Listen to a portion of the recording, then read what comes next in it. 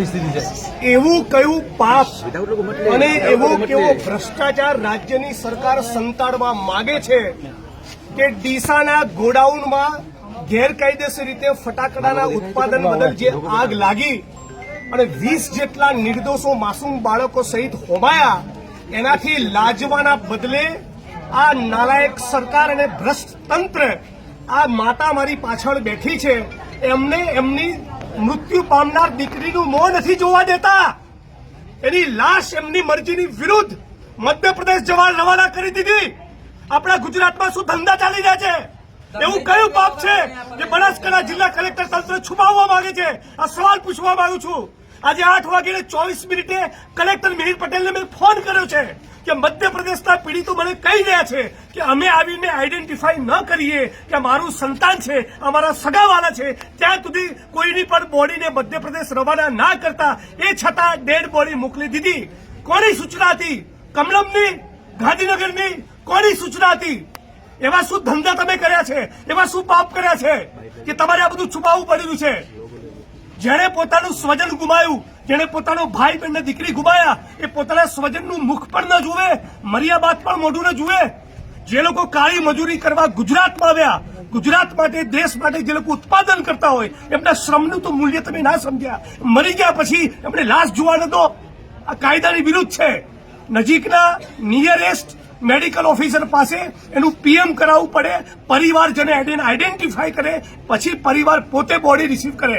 અને મધ્યપ્રદેશની પોલીસે, મધ્યપ્રદેશના સરકારના માણસોએ અહીંયા ગુજરાતમાં આવીને ડાપણ કરવાની શું જરૂર? બોડી એને મળવી જોઈએ જેનું સ્વજન હોય. આ માં કહી રહી છે, માં ખોટું બોલી રહી છે. પૂછો તમે એમને, કોણ હતું તમારું? આપને કોણ था? मेरा पोता बहु था। इनका पोता बहु था।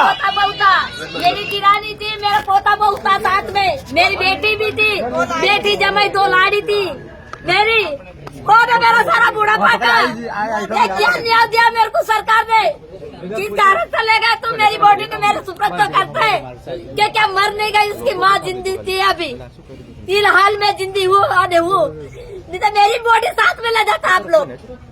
હું માગણી કરું છું કે આ અધિકારીઓની ભૂમિકાની પણ તપાસ થવી જોઈએ. ફેક્ટરીમાં ઇલીગલ ફટાકડાનું ઉત્પાદન થતું રહ્યું તો ત્યાં સુધી સ્થાનિક પોલીસ પ્રશાસન શું કરતા હતા? એ લોકોની પણ જવાબદારી બને છે. એ પ્રમાણે બોડી આવી રીતે ગેરકાયદેસર રીતે મધ્યપ્રદેશની સરકારના માણસોને કોણે સોંપી? એમને પણ સસ્પેન્ડ કરવા જોઈએ. શેનો વિસ્ફોટ કેવી રીતે થયો તેનું હજી તંત્ર જવાબ આપી શક્યું નથી. બિલકુલ. કયા વિસ્ફોટક તંગાડી પદાર્થો હતા? કેટલા દિવસથી ચાલતા હતા? અને અચ્છા, જે અધિકારીઓની ફરજ બેદરકારીના કારણે આ કાંડ સર્જાયો એને તપાસ સોંપી છે. એટલે રાજકોટમાં જે બન્યું, બીજી ઘટનાઓમાં બન્યું એમ ચીરની તપાસ બિલાડી કરશે. આ એસઆઈડી ફ્રોડ છે. આ એસઆઈટી એ નકરી 420 છે.